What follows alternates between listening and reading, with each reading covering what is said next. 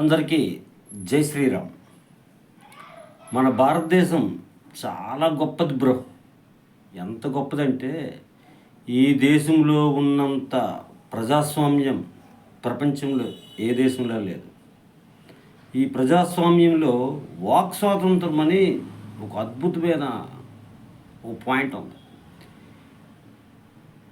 ఈ వాక్ స్వాతంత్రం, ఈ స్వాతంత్రాన్ని అడ్డుపెట్టుకొని మన పక్కింటోని తిట్టచ్చు, మన వెనకింటోని తిట్టచ్చు, మన ముందింటోని తిట్టచ్చు, రోడ్డు మీద వెళ్ళిపోతున్నోని తిట్టచ్చు, మా ఇష్టం.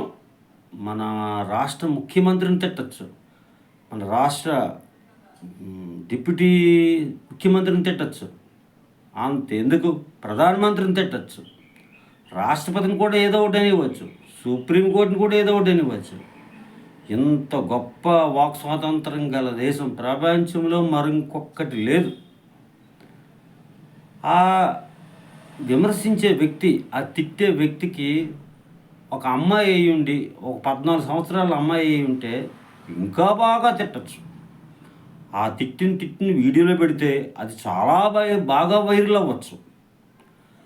ఆ వైరల్ అయిన తర్వాత అమ్మాయి చేసిన తప్పని తెలుసుకొని కొంతమంది ఏదో ఆ అమ్మాయికి సర్ది చెప్పడమో లేదా ఇంకో రకమైన ట్రీట్మెంట్ ఇవ్వడమో జరిగిన తర్వాత ఆ అమ్మాయి నన్ను క్షమించండి, నేను చాలా చిన్నదాన్ని, 14 సంవత్సరాలే నాకు అని చెప్పచ్చు. ఆమె తిట్టినప్పుడు ఏమీ అనని ఈ సూడో సెక్యులర్లు కొంతమంది మేధావులు ఉంటారు. తిట్టినప్పుడు ఏమనరు. తిట్టిన తర్వాత ఆమె రియలైజ్ అయిన తర్వాత అబ్బా ఎంతో బాగా రియలైజ్ అయింది, ఆమె చాలా పెద్ద మనసు, గొప్ప మనసు, ఆ అమ్మాయిని అభినందించండి అని వాళ్ళు కూడా మళ్ళీ మాట్లాడి వాక్ స్వాతంత్రం ఉంది.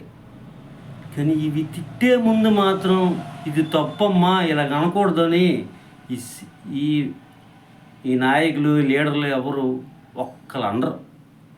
ఎందుకంటే అది వాక్ స్వాతంత్రమే.